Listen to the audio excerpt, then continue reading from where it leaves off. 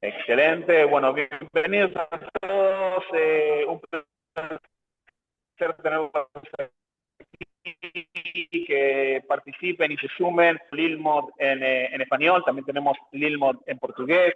Es un Bet Midrash donde todas las semanas tenemos Piurim de varios temas, entre estos Teslat Nassim, dado por la morá Yanina Greenberg, que fue quien convocó y trabajó mucho para que la charla del día de hoy salga y la podamos hacer. También tenemos Piurim sobre Rav Kook, tenemos Piurim sobre Parshat Shavua, sobre Azarat Shavua. Quien quiera puede sumarse, seguirnos en las redes sociales. Vamos a pasar ahora en el chat un mensajito donde pueden inscribirse en un formulario de Google o también sumarse al YouTube o sumarse al Facebook, donde tenemos nuestras redes sociales y difundimos los figurín. Es un honor tener el día de hoy entre nosotros a un gran brazo que llega a darnos luz cerca de la festividad de las luminarias. Tenemos a Rabbi Yehiel Barilka, que reside en Israel, es rabino educador, escritor y conferencista, asesor de instituciones y comunidades judías en Sudamérica y en Europa. Sus últimos libros publicados son Kadish, La fortaleza de Rabbi Akiva, Supersticiones y creencias populares en el judaísmo, La ética judía en los negocios, Iluminando Hanukkah, que es el libro que vamos a escuchar hoy sobre su presentación. Quien quiera conocer más de rap puede ingresar en su sitio web, que es barilka.org. Así que sin más, les doy la palabra a quienes vinimos a escuchar, a Rabbi Yehiel Barilka. Un gusto y muy buenas noches para todos. Bueno, mi nombre es Yerahmiel Barilka, me da mucho gusto saludar a todos ustedes y agradecerte, Jaime, por tu presentación, agradecer a Janina por todos los esfuerzos que hizo y a todos los que están aquí presentes para poder lanzarnos a nuestra conversación de hoy. Algunos avisos muy simples. El primero de ellos es que hoy, si bien vamos a tocar el tema del nuevo libro, lo importante es que no vamos ni a leer textos del libro ni vamos a acabar los temas del libro, quizás apenas demos una introducción. Segundo, varias personas me preguntaron dónde se puede adquirir el libro. Bueno, el libro se puede adquirir hoy en Amazon, en la versión de papel y también en la versión digital para aquellos que tienen el programa de Kindle en la computadora o quienes tienen el aparatito de Kindle para poder leerlo. Y en Buenos Aires, únicamente en Buenos Aires, en la versión de papel, en distintos lugares, empezando por la librería Ref de la calle Honduras 4191. Librería Ref, repito, que es una librería que tiene otros libros nuestros. Va a estar en Sigal, creo que a partir de mañana, en el Templo de Paso, en Keat y en todas las librerías de temas judíos que no quiero enumerar simplemente porque no quiero de ninguna manera en estos momentos robar del tiempo.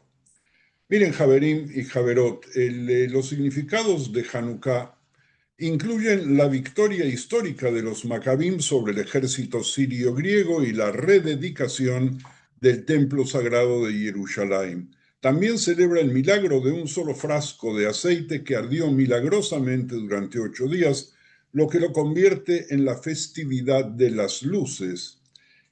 Más ampliamente, la festividad significa el triunfo de la luz sobre la oscuridad, la libertad sobre la opresión y la fe sobre la idolatría. Rededicación que conmemora la revuelta macabea y la victoria de un pequeño grupo de luchadores judíos sobre el ejército seleucida griego en el siglo II antes de la cuenta común. Después de su victoria, el pueblo judío reclamó y rededicó el segundo templo de Jerusalén. Entonces, quiero hacer una aclaración para arrancar bien. Nosotros hoy vamos a tratar de ver Hanukkah de más aristas que las aristas que he nombrado hasta ahora y que son las conocidas porque se enseñan desde el jardín de infantes, forman parte de nuestra tfilá y porque se repiten generación por generación. Pero el tema de Hanukkah es muchísimo más complejo. ¿Por qué? Porque no conmemora únicamente una batalla militar. En realidad, nuestra tradición no festeja batallas triunfales ni tampoco batallas de ningún otro tipo, ni quiere que nosotros vayamos a hacer batallas contra nadie, excepto sea de urgencia y de necesidad de defensa propia.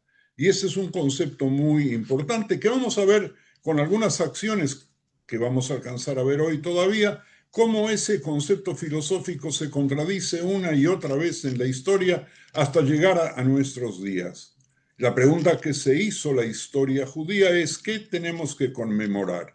Y lo que quedamos en línea oficial es: vamos a conmemorar en el milagro de la reproducción del aceite. Milagro de la reproducción del aceite que parecería ser un muy pequeño milagro.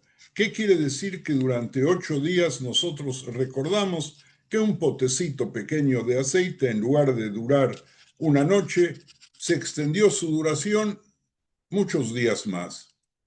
Y esto lo vamos a dejar en suspenso, si quieren lo vamos a retomar más adelante. El milagro fundamental para Hanukkah es la luz.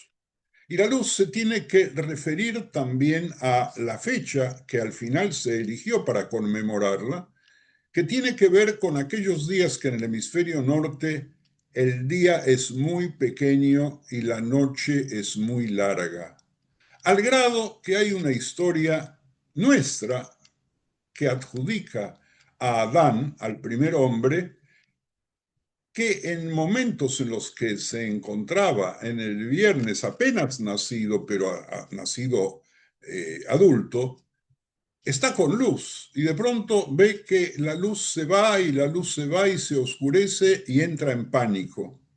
Y entra en pánico porque cree que el mundo se acaba. ¿Y qué hace él?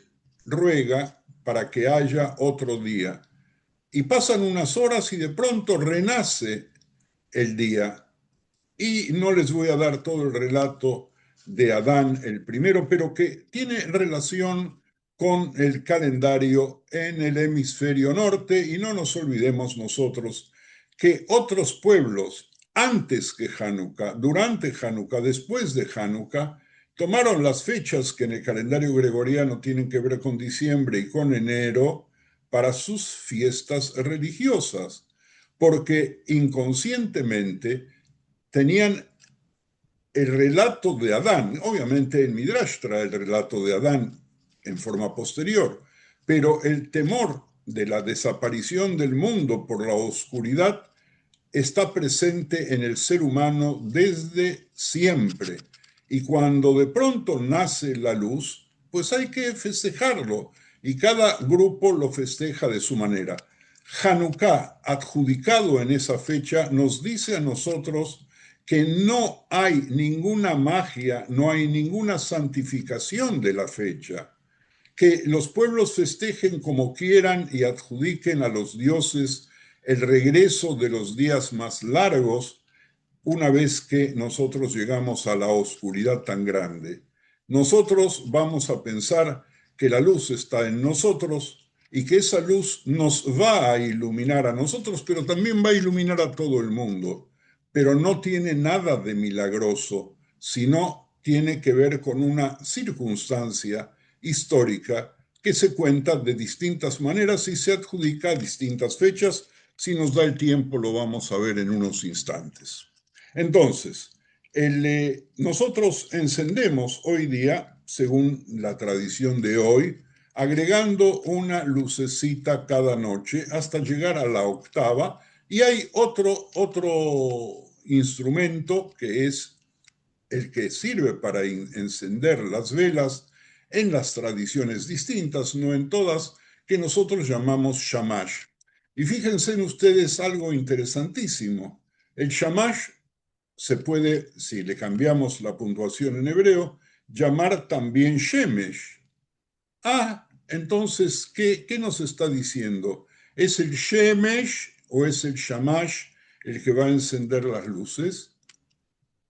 Vamos a dejarlo con un signo de pregunta, porque este es otro de los misterios que tienen que ver sobre el triunfo de la luz sobre la oscuridad, de la libertad sobre la opresión, sobre la fe contra la idolatría.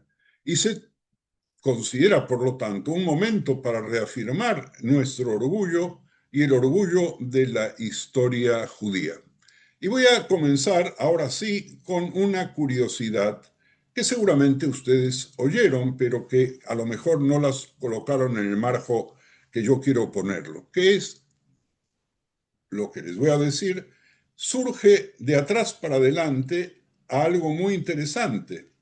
¿Por qué? Porque la festividad que voy a nombrar tiene que ver con Hanukkah y tiene que ver con Rosh Hodesh, pero fue iniciada en Túnez y mantenida ahí durante muchos años, casi hasta el día de hoy, llamándolo la fiesta de las hijas. ¿Por qué? Porque Hanukkah restaura el lugar de las mujeres en la liberación, al grado tal que cuando nosotros tenemos la discusión qué bendiciones y qué mitzvot deben cumplir las mujeres, llegamos a la conclusión que las mujeres no necesitan de la fijación del tiempo para poder participar en la santificación de las fiestas, porque el tiempo lo tienen dentro, porque su ciclo femenino les permite ubicarse en el tiempo, mientras que el hombre no tiene la menor idea de cómo contarlo. Entonces, sin embargo, hay algunas festividades que, pese a que tienen que ver con la fecha, son fiestas que las mujeres tienen que respetar y festejar. Hanukkah es una de ellas, probablemente la más importantes. Entonces, habíamos visto que hay una victoria militar sobre el imperio seleucida que gobernó gran parte del Próximo Oriente desde el siglo III antes de la cuenta hasta el siglo I. A primera vista, a nosotros nos enseñaron desde pequeño la historia del heroísmo masculino. Sin embargo, a lo largo del tiempo aparecen varias figuras de género femenino a las que se adjudican méritos en la lucha por la liberación liderada por los macabeos.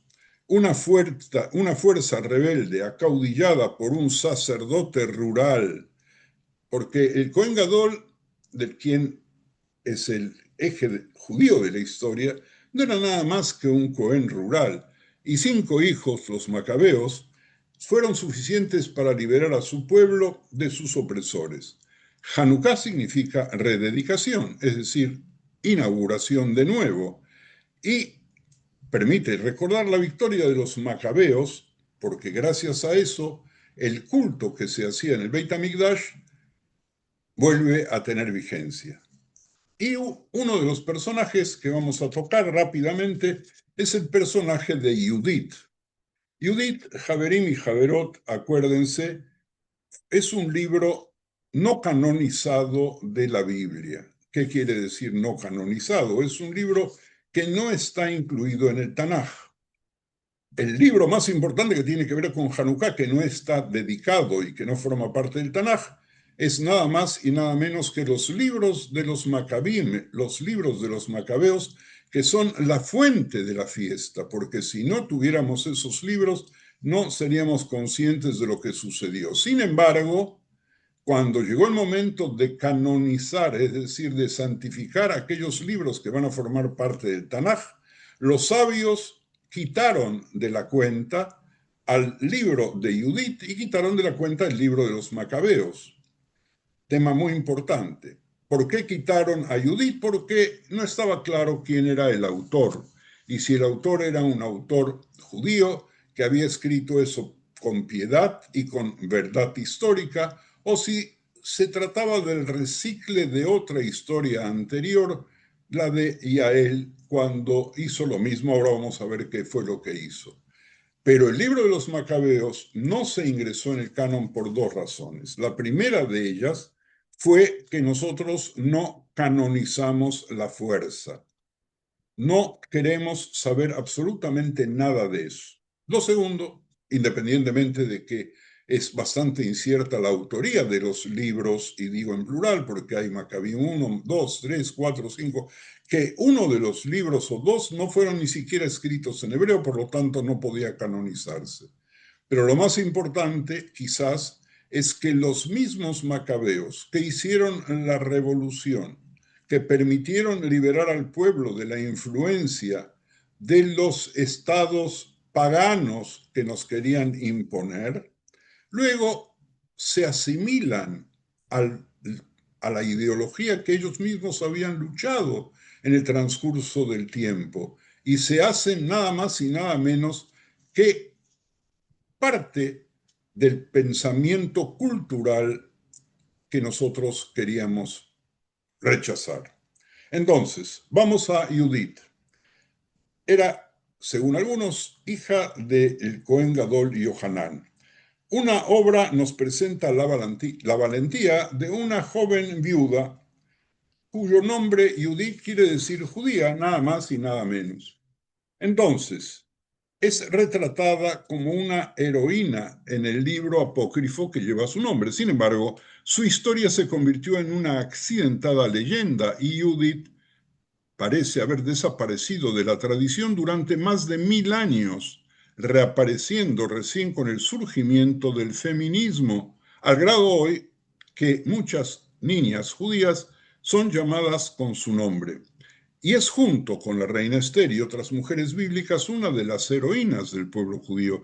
Constituye un prototipo de lo que debe ser una mujer, de ser una judía fiel en un contexto cambiante de denominación extranjera en el que es necesario reforzar la identidad judía. El libro comienza con la exitosa campaña emprendida por Nabucodonosor, rey de los asirios, contra Arfaxad, rey de los medos. Nabucodonosor envía a Holofernes, su jefe del Estado Mayor, en una ambiciosa y punitiva campaña militar dirigida contra aquellos que no se unieron a él en su anterior y exitosa guerra. Todas las naciones condescienden ante Holofernes hasta que se acerca a los judíos que deciden resistir.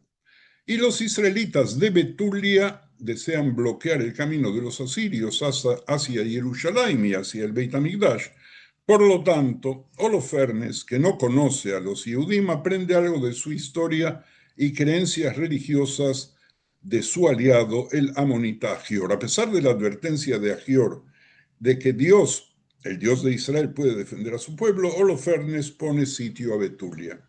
Cuando las reservas de agua se agotan, los habitantes de la ciudad presionan a sus líderes para que se rindan a los asirios y Uzías, el jefe principal, promete capitular si no hay socorro en 5 días. Es entonces cuando entra en escena la piadosa y bella, así la describen, viuda Judith, mujer que lleva una vida ascética y solitaria, cita en su casa a Uzías y a sus compañeros y les reprende por su falta de fe en Dios. El motivo, ahora vamos a ver en qué otro personaje surge que una mujer reprende a los líderes por no tener suficiente fe. Una mujer ve la verdad que los hombres no pueden ver porque están embelesados dentro del poder. Entonces, ¿qué hace Judith? Toma cartas en el asunto, reza, se baña, se viste para matar, según algunos, parte de Betulia hacia el campamento asirio, acompañada por su criada. Y Judith seduce y engaña a Holofernes, así como a su eunuco Bagoas, que era una especie de guardaespaldas, como muchos eunucos que nosotros conocemos en los gobiernos que nos rigen en nuestra época, ¿verdad? Tenemos un aparente líder. Usted no se ríe, había alguien que se está sonriendo. Yo no estoy hablando de Israel que tiene un gobierno sino que hay países que tienen ministros eunucos, que lo que dice el líder, ellos dicen amén, no importa si tienen razón, si no tienen razón, si piensan igual, si piensan distinto, qué es lo que digan o lo que no digan. Bueno, volvemos a estos eunucos que son muy divertidos, se llamaba Bagoas, y promete entregar a los judíos, a los asirios, con la ayuda de Dios. Sus intercambios con el comandante enemigo son irónicos y de doble filo, y sus palabras sutiles y engañosas son uno de los principales encantos del libro, así que si pueden conseguir el libro de Judith, léanlo. Holofernes invita a Judith a una fiesta para seducirla, pero Holofernes bebe mucho vino y se desploma en su diván. Y Judith coge entonces la espada de Holofernes y ¿qué hace? Le corta la cabeza y recoge la cabeza dormida del general dormido y regresa a Betulia con Holofernes en una bolsa y también parte de los símbolos del mando. Y Agior, el amonita, después de ver esto, se convierte al judaísmo, según la leyenda, cuando se entera de la hazaña de Judith y ve la cabeza del hombre muerto. Los judíos de Betulia, siguiendo el consejo de Judith, alabada por todos, entona un canto de victoria y luego vuelve a su tranquila vida en casa. Y dicen que Judith vivió hasta los 105 años y su muerte fue llorada por todo Israel. Muy bien, tenemos un primer relato. ¿Alguna pregunta sobre este relato? Con mucho gusto la tratamos de contestar. Y si no, avanzamos porque estoy viendo la hora y se nos va rapidísimo. Yanina, ¿tienes alguna pregunta ahí? Tengo alguna pregunta mía. Por acá en el chat no me mandaron ninguna aún. Has dicho que no había ningún otro comentario durante 1000 años. O sea, esto no vuelve a Sobre aparecer en ninguna otra fuente, no aparece en el Nazón. Talmud. O sea, Sí, no parece. muy Entre, curioso. no es curioso y no tiene por qué ser curioso, Janina, al contrario, porque fíjate que tampoco la historia de Hanukkah aparece, y cuando ya aparece en el Talmud, aparece con una pregunta, que es Mai Hanukkah. ¿Qué quiere Ujú. decir Hanukkah? Ahora, supongamos de que fue en la Mishnah, yo creo que fue en la Gemara, pero vamos a tomar la fecha más antigua, no es antes del año 200, cuando las acciones de Hanukkah fueron 350 años antes, por lo menos. ¿Y qué pasó en ese silencio? ¿Dónde es? ¿Y qué quiere decir que el Talmud pregunta, Mai Hanukkah? Ya en esa fecha se supone que se estaba festejando Hanukkah y se sabía de qué va, pero la realidad es que no. Al grado tal de que hay algunos que opinan que nosotros no tenemos que preguntar Bai Hanukkah, ¿qué es Hanukkah?, sino Mei Hanukkah, tratando de dar una respuesta como si ya se supiese. Pero ahí recién, gracias,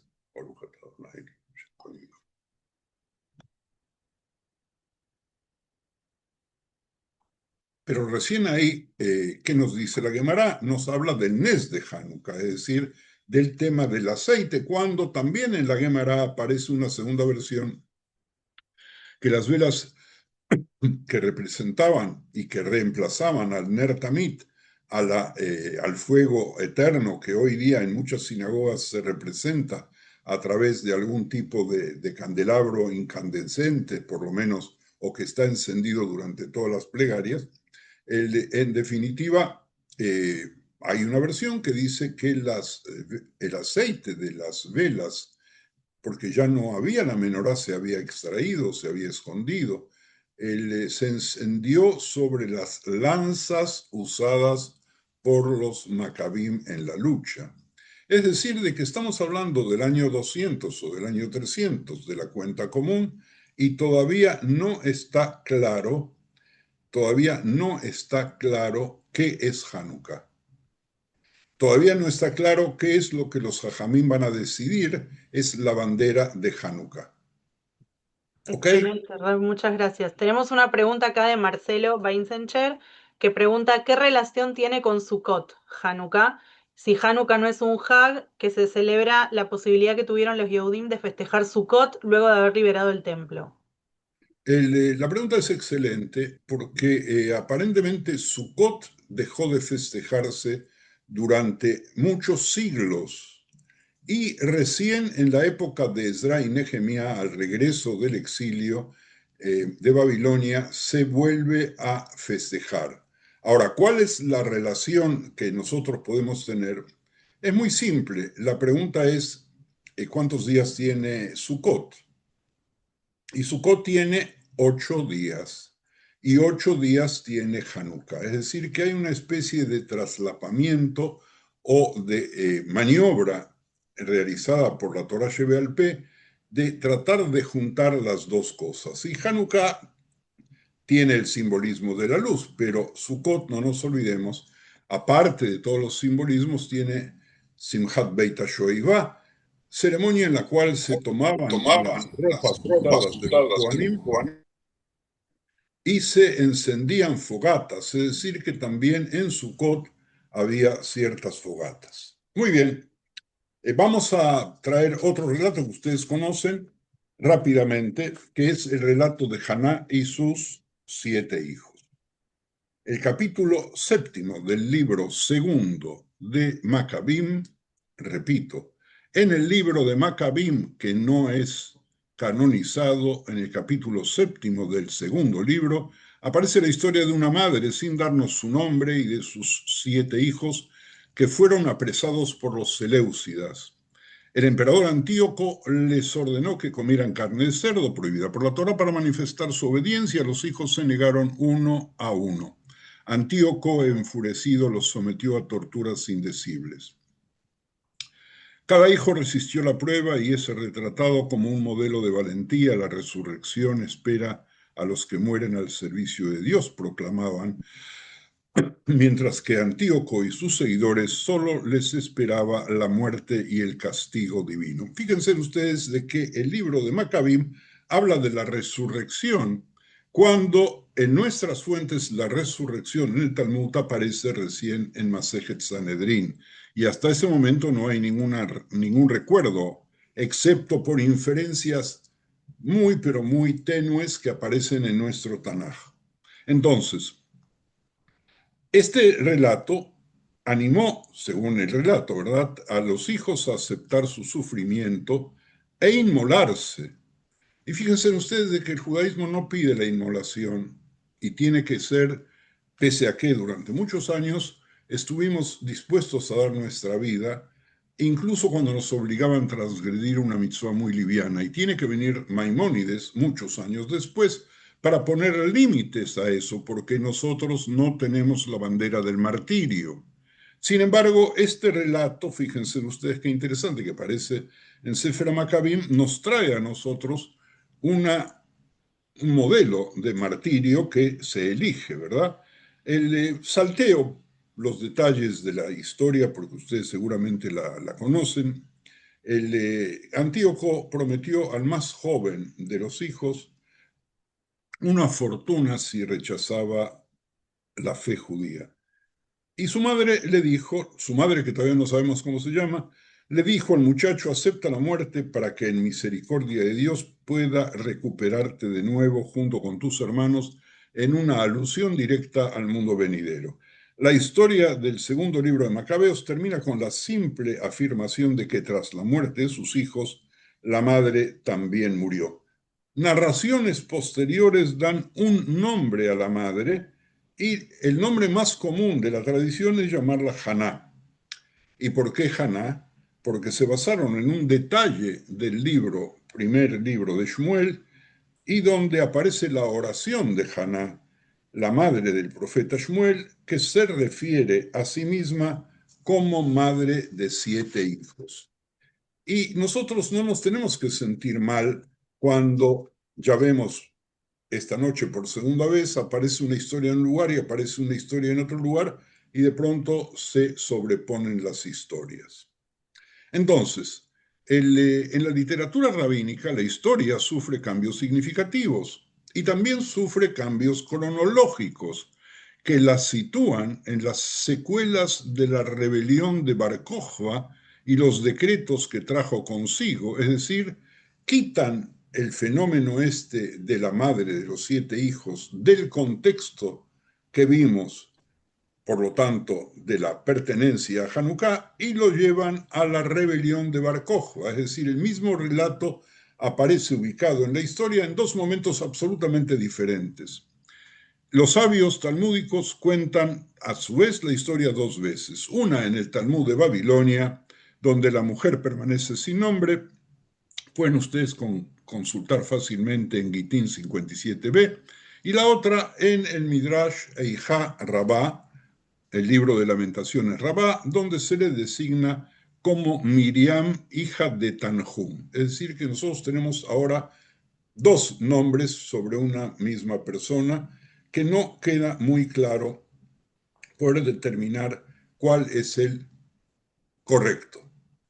Fíjense ustedes qué interesante, cómo nosotros vamos escalón sobre escalón sin mucha seguridad y determinando únicamente el tiempo y la opinión del pueblo, no de los líderes del pueblo, no de los jajamim, sino del pueblo, en ajustar el relato para decirnos que el acto de heroísmo o fue aquí o fue allá, pero el acto de heroísmo fue el mismo.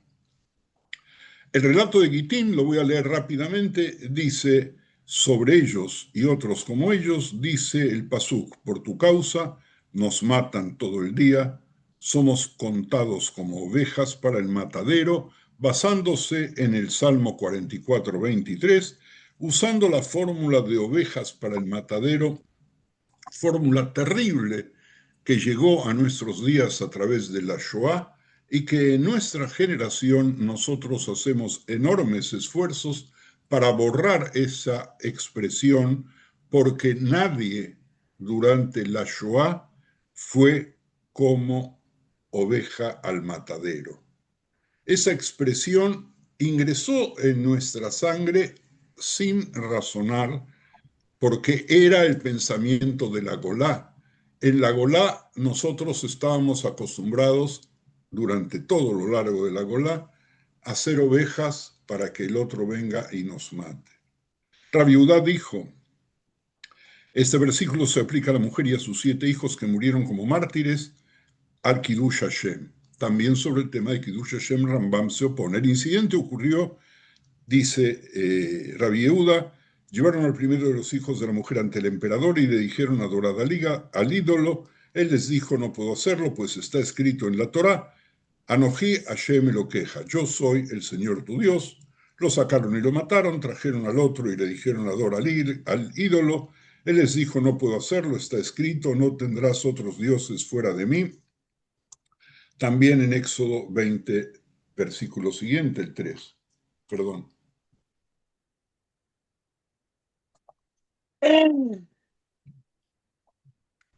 ¿Escuché un ruido o fue una expresión? Ok, avanzamos. Así que lo sacaron y lo mataron, trajeron a otro hijo, etcétera. No puedo, porque está escrito: el que sacrifique a cualquier dios salvo al Señor será exterminado. Así lo sacaron y lo mataron, trajeron otro hijo. Y este dijo: no lo puedo hacer porque está escrito: no te inclinarás ante ningún otro dios. Así que lo sacaron y lo mataron. Trajeron a otro. No puedo hacerlo porque está escrito: Shema Israel, Adonai Eloheinu, Adonai Echad, en Devarim 6:4.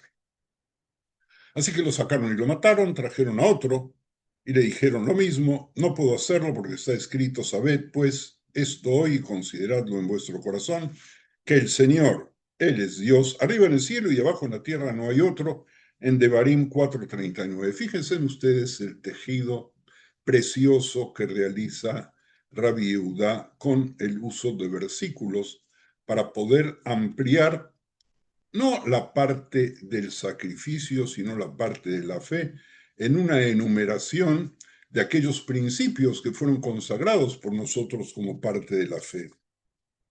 Otro versículo que salteo: he jurado hoy al Señor ser vuestro Dios, y el Señor os ha jurado hoy ser un pueblo de su propiedad, que aparece también en Devarim, capítulo 26.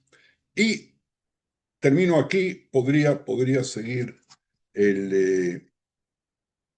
pero voy a la última parte, donde dice que el muchacho le dijo: ay de ti César, ay de ti César, si piensas que por causa de tu honor debo cumplir tu mandato y hacer esto, entonces por causa del honor del santo bendito sea, con mayor razón debo cumplir su mandato. Cuando se lo llevaban para matarlo, su madre les dijo: dádmelo para que le dé un beso. Ella le dijo: hijo mío, ve y dile a tu padre, Abraham: ataste un hijo al altar, pero yo até 7 altares. Al final ella también subió al tejado, cayó y murió. Y una voz divina surgió y dijo: madre de hijos, jubilosa, citando a Teilim 113:9, mientras educaba a sus hijos para que fueran devotos. La versión del Midrash Lamentación Rabá es mucho más extensa, pero ambas conservan la idea de que solo los hijos fueron martirizados y que la madre se suicidó. Su papel es mucho mayor en la versión rabínica porque cuida al más joven de sus hijos, de quien se dice que solo tenía 6 años, para mandar un mensaje a Abraham Avinu, diciéndole que su prueba fue mucho más severa que la del patriarca cuando se le pidió que sacrificara a Isaac. Pero fíjense en ustedes, Isaac no fue sacrificado, fue atado. La palabra akeidá en hebreo significa atadura, no significa la muerte, es atadura, porque el judaísmo no quiso, el Dios de Israel no quiso la muerte de Isaac. El Dios de Israel no quiere la muerte de nadie. Miren ustedes que de pronto cuando preparaba estos apuntes fuera del texto del libro, la asociación inevitable que tuve fue el relato de los Hatufim liberados, que fueron, ustedes saben lo que significa la palabra Hatufim, los secuestrados por el Hamas y por otros grupos terroristas, que de pronto sometieron a los jóvenes que estaban allí a terribles pruebas, a terribles torturas, a vejaciones sin par, de las cuales todavía no se saben ni siquiera todas ni la mitad de ellas. Apenas algunos y algunas de las personas que fueron tenidas en manos de los asesinos y de los torturadores pudieron abrir la boca en el post-trauma terrible y contar lo que les hicieron, y según todo hace suponer, ninguno de ellos, pese a que les prometieron liberarlos y el paraíso, si decían las 3 palabras mágicas que les permitían identificarse con la fe de los torturadores, ellos no lo aceptaron hacer. Inevitable asociación. Ana, Haná, madre de 7 hijos, y el nombre de Miriam se adjudicó por similitud con otras 3 víctimas de guerra que llevaban el mismo nombre, pero solo en las versiones medievales tardías se le designa con el nombre de Haná. El primer ejemplo es la versión C del libro de Iosifón, que data del año 1160 después de la era común. Algunos dicen que se basó también en el cantar de Haná, la madre de Shmuel, como habíamos dicho anteriormente. Ahora voy a hablar de otra Haná, si ustedes me permiten, excepto haya algún comentario o alguna pregunta que hacer. Entonces nos detenemos antes de arrancar con lo que sigue. Seguimos dormidos. Adelante. Están todos muy concentrados, no preguntan.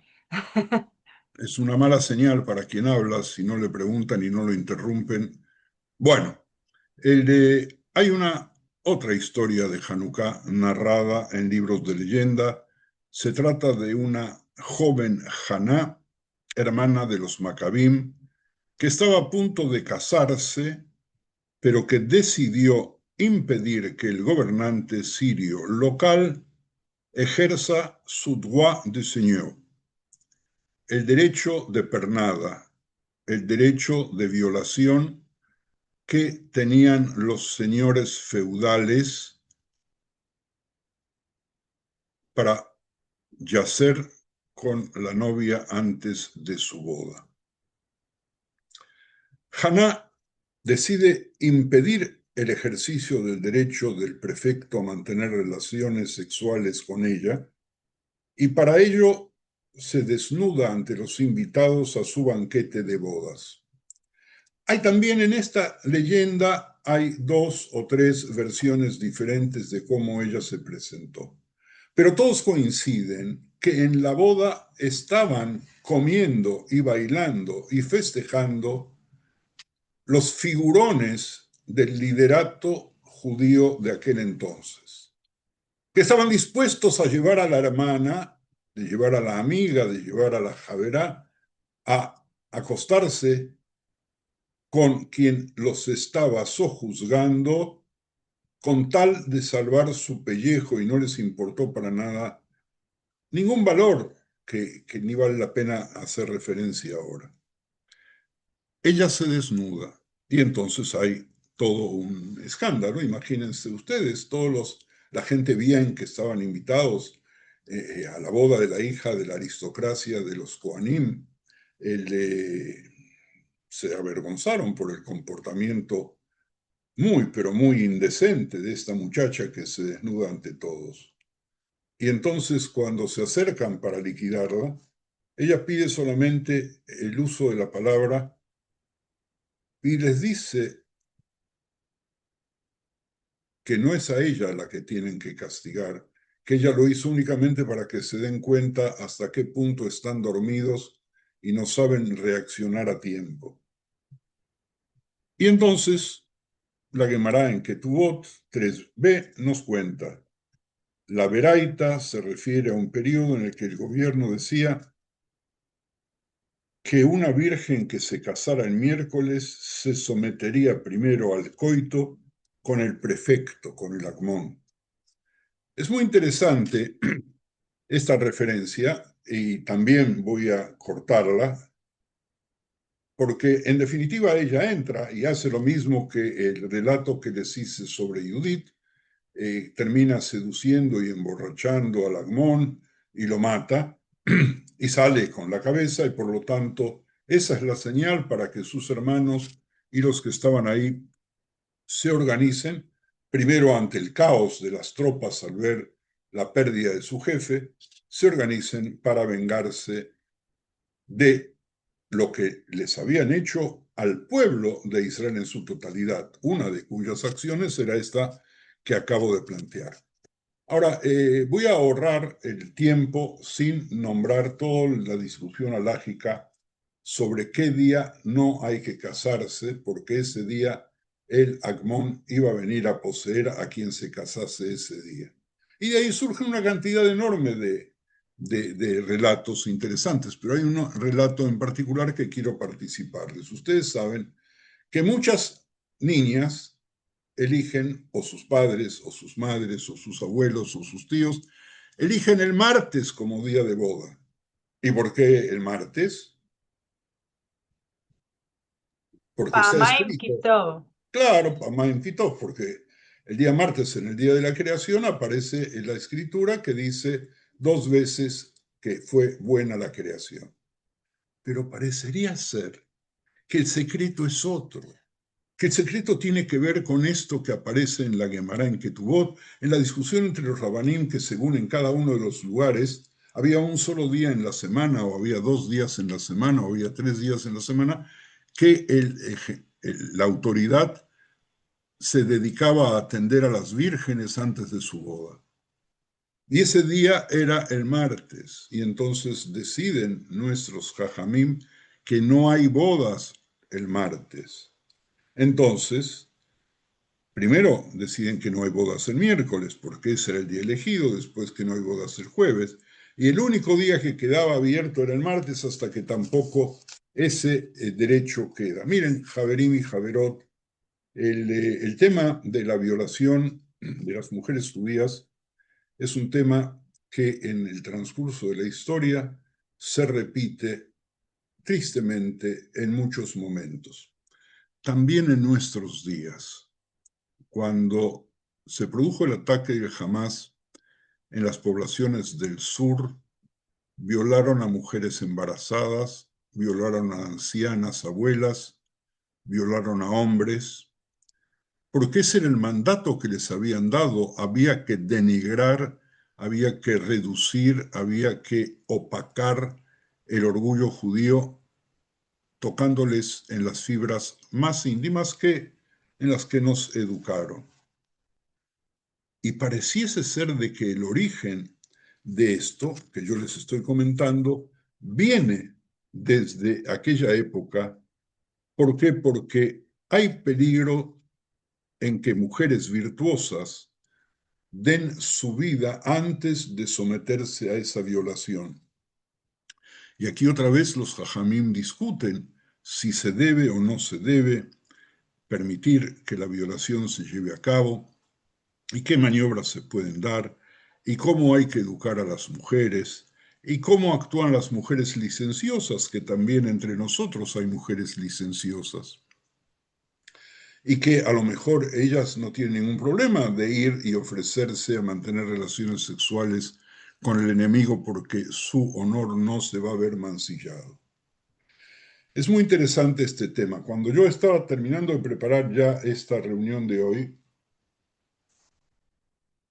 encontré una revista Newsweek de hace 4 años atrás que trae un relato del siglo XVII, si no me equivoco, sobre la importación de mujeres italianas de Libia, que era una colonia italiana, al territorio italiano para ser sometidas como prostitutas forzadas con el apoyo del gobierno. Ninguno de ustedes se debe sorprender porque que judíos manejen la prostitución. Nosotros lo estudiamos en la Argentina de principios del siglo pasado, en Uruguay, en Brasil, en lo que era Palestina en aquel entonces, cosa que a nosotros que nos han educado, que somos todos puros y santos, nos parece muy, pero muy raro. El Newsweek publica la historia de que se encontraron los documentos de un general italiano que era el que estaba en combinación con los judíos que importaban a las mujeres a la prostitución, protegiendo a los delincuentes, y de esa manera de pronto él se enriqueció y apareció su nombre y se investigó recién ahora, hace, si se quiere, 5 o 6 años atrás en Italia. ¿Qué nos dice Hanukkah? ¿Qué nos trae este relato? Este relato, en definitiva, nos quiere decir que nosotros, por un lado, no queremos el martirio. Por otro lado, que nosotros muchas veces somos cómplices de las cosas más deshonestas, porque entre nosotros hay eunucos que permiten una y otra vez que nos hagan daño, porque los intereses económicos o políticos son más importantes que los intereses de la patria. Y entonces viene Hanukkah y nos dice hoy, vamos a encender nuestras luces, vamos a alejar la oscuridad, vamos a alejar a aquellos que, así como hicieron en la Argentina en su momento cuando expulsaron de su seno a los judíos que habían establecido la prostitución de las mujeres judías, en lo que los argentinos que me están escuchando y que conocen la historia saben incluso en qué calles estaba, de qué barrio, y saben también que hay un cementerio en la localidad de Avellaneda donde se sepultaba, porque la Keilah de aquel entonces había reaccionado a tiempo y los había anatematizado e impidiéndoles que se sepulten cuando esos proxenetas eran quienes mantenían con sus donativos a la Keilah propia. Javerim y Javerot, antes de sí dar, ahora sí les pido si tienen algún tipo de preguntas, quiero decirles, aquí estoy viendo que Rachel dice que el tema no era únicamente contra mujeres judías. No, no era contra mujeres judías, pero pareciese ser que eran las más apetecidas, porque de las otras no necesitaban hacer ningún tipo de ceremonial. Pero quiero concretar 2 o 3 cosas. El primero de ellos es que Hanukkah fue adquiriendo una identidad en el transcurso de la historia que no fue única. Es evidente que hubo un hecho militar. Es evidente que nuestros sabios no están contentos en recordar el hecho militar. Es interesante ver cómo con el nacimiento del Estado de Israel surge la restauración de lo que es Maccabi, el macabismo, y cómo lo festeja el Estado de Israel, no solamente con la ropa y la enseñanza en los colegios, sino también, y esto es muy interesante poder decirlo, haciendo juegos muy parecidos a los juegos de los griegos. Es decir, que nosotros llamamos Maccabi a los juegos macabeos, que en definitiva no son más que un grado más de la asimilación cultural, porque podríamos festejar juegos de otro tipo, juegos culturales, ¿verdad? Pero no hacemos carreras y maratones y llevamos las banderas y disfrazamos a la gente y hacemos saludos y uniformes, etcétera, etcétera. Por otro lado, nosotros cuando llegamos a Año Nuevo, fíjense en ustedes lo que sucede en Estados Unidos. Si alguno de ustedes viajase a Estados Unidos, particularmente a Nueva York, en estas fechas, encontraría los negocios con el arbolito, y arbolito que nuestra tradición prohíbe en el uso para cuestiones sagradas, no este arbolito de Christmas, sino los arbolitos en general, porque eran símbolos paganos y que de alguna forma, consciente o inconscientemente, el cristianismo lo adopta como tal, y lo unifica como si fuese Hanukkah, y parte, cuando los judíos empezaron a llegar a Estados Unidos en particular, que quisieron que se los mire igual. Y yo recuerdo también cuando era niño y mis compañeros del barrio, no judíos, traían los regalos, particularmente los de fin de año y también los de Reyes. Y yo, niño judío de familia proletaria, no tenía ninguno de esos tipos de regalos, por lo tanto mis padres hacían un gran esfuerzo para explicarme de qué se trata y que no me preocupe porque ellos van a compensar. Hanukkah nos quiere iluminar no solamente por el fenómeno del milagro del aceite, sino para educarnos a nosotros de cómo podemos nosotros elevarnos como el aceite, iluminarnos internamente para iluminar al otro, que nosotros podemos dar, que nosotros tenemos cierta línea que tenemos que defender, que si bien estar con el otro, con las otras culturas, es muy, pero muy bueno, y esto es muy importante, y esto es muy importante decirlo, porque quienes hoy día no quieren estar con el otro ni aceptar nada del otro, aquellos aislacionistas dentro nuestro que no quieren hacer el servicio militar en Israel porque es cosa de Goim ir a luchar, esos quedan plantados en el tarro de basura de la historia judía. Como quedan y van a quedar aquellos que del otro lado, también del grupo ultra religioso que de pronto va a Irán a rendir pleitesía y apoyan al Hamas en contra de Israel, sino también de aquella izquierda que en esta época la realidad del antisemitismo los colmó al grado tal de que lo que nosotros queríamos y amábamos a los líderes de esa izquierda, hoy día nos avergonzamos de ser sus amigos y no los queremos junto a nosotros porque fueron desbordados por un antisemitismo que de alguna forma reprimieron. Yo les deseo a todos ustedes, Javerín, primero les agradezco infinito que hayan venido esta noche, esta tarde, este mediodía, depende en cada país, para poder pensar juntos Hanukkah, de poder escuchar otra manera de ver Hanukkah. Les agradezco mucho, agradezco nuevamente a los organizadores por esta oportunidad y les digo, busquen leer el libro porque ahí van a encontrar en forma mucho más sistemática lo que yo les dije y muchas otras cosas más. Ahora sí, Janina, si hay preguntas o comentarios, bienvenidos sean. Hay algunos comentarios en el chat de lo último que comentó sobre el tema más político, así que no entraremos ahí en debate, pero queremos Podemos, yo agradecerles a no tengo ningún problema de entrar al tema político porque creo, no, porque Hanukkah también es un tema político. Najón. Todo es un tema político, realmente. Dime, ¿qué Eso, sigue? acá comentan algo sobre el tema de los regalos, que en Estados Unidos se adopta la costumbre para compensarlos por no recibir regalos de Navidad y de Reyes, entonces aparecen los regalos de Hanukkah, eh, en lugar del Dmei Hanukkah, ¿no? Y la idea de Tzedakah y todo esto, como también se compenetran ambas cuestiones. Acá mucha gente agradeciendo, preguntando que si el jarrón que se encontró en Hanukkah es el mismo que le da Abraham a su hijo y este a Jacob.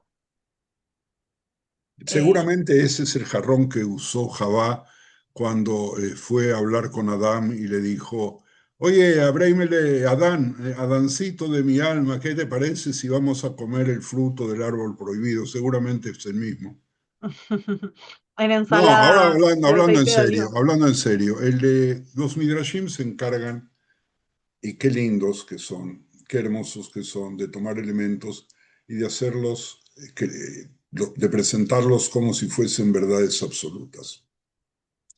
Yo les quiero decir, Javerim y Javerot, de que si hubiera hablado de las verdades absolutas sobre Judith, sobre Haná 1, Haná 2, sobre los niños que se sacrifican, sobre los libros de los macabeos, si prestaron atención durante toda esta hora, todo lo planteé como un signo de pregunta, de posibilidades de relato, y los relatos nos enriquecen porque nos forman un mensaje muy especial que se queda con nosotros. Eh, Cuando en el jardín de infantes se enseña la figura de Macabí con una espada, y ese es el símbolo de Hanukkah, se está traicionando lo que significa Hanukkah.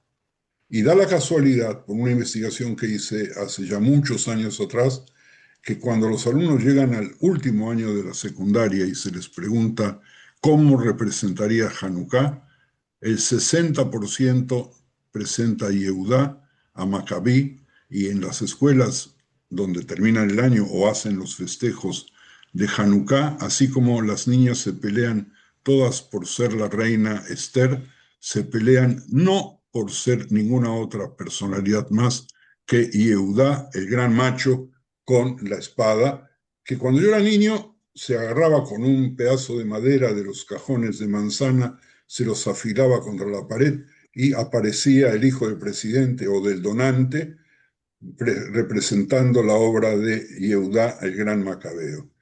Hanukkah no es eso. ¿Qué más, chicos? Acá nos preguntan también cómo podemos canalizar nuestro regocijo por Hanukkah de una manera actual y pregunta qué le transmita Tajles a sus nietos este año.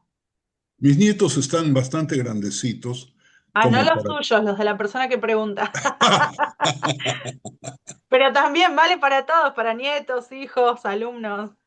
Mis nietos, ya que toqué el tema de mis nietos, tienen sus propias posiciones y tienen sus propias versiones y algunas veces las podemos discutir juntos, pero se van a reunir para encender las velas seguramente con mucho amor. ¿Cuál es el mensaje? El mensaje es el mensaje de luz. El mensaje es que podemos estar nosotros y tenemos que estar inmersos en la cultura general, pero no tenemos que olvidar la nuestra. Y Ujú. que no podemos aislarnos, no tenemos que aislarnos, sino que tenemos, tal cual como siempre pensamos, que dar de nuestra luz para los otros y recibir la luz de los otros también para nosotros.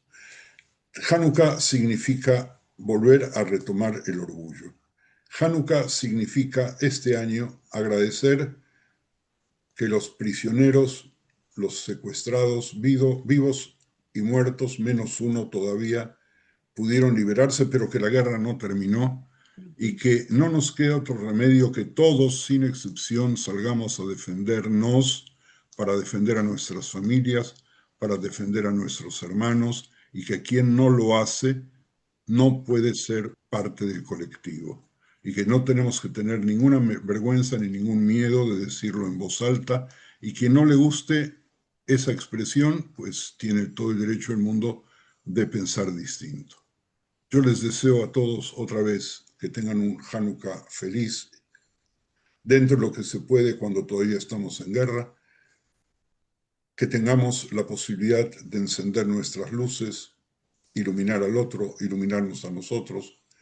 El hecho de que tengamos que darle publicidad al milagro y no le tenemos que dar publicidad a la guerra es también un mensaje que tiene que perdurar.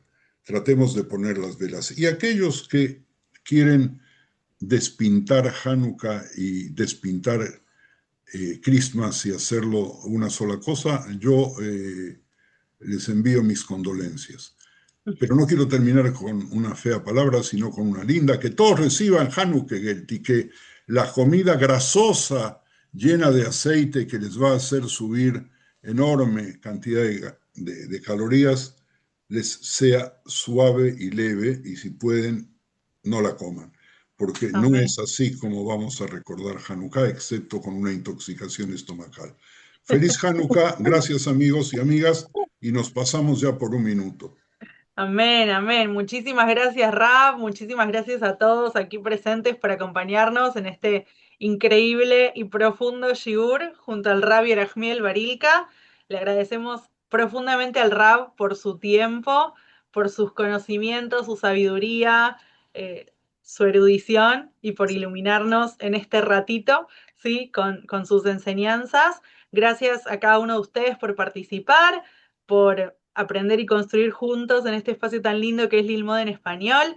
Los invitamos a seguir nuestras actividades, a sumarse en las redes, a adquirir el libro del Rab, a leerlo, a comentarlo. Al Rab le gusta siempre que le envíen sus comentarios, críticas, sugerencias, y que lo contacten. Así que muchísimas gracias a todos, que podamos seguir estudiando y profundizando juntos. Y Hanukkah Sameach, que la luz de Hanukkah ilumine también nuestros hogares, nuestros corazones, y podamos hacer este Pirsum Anés, promocionar el milagro y seguir sumando luz. Muchas gracias. Rabino. Gracias. Gracias a todos. Muchas gracias, Hag Sameach. Muchas gracias, Hag Sameach. Hag Sameach. Toda Rabá. Gracias, gracias.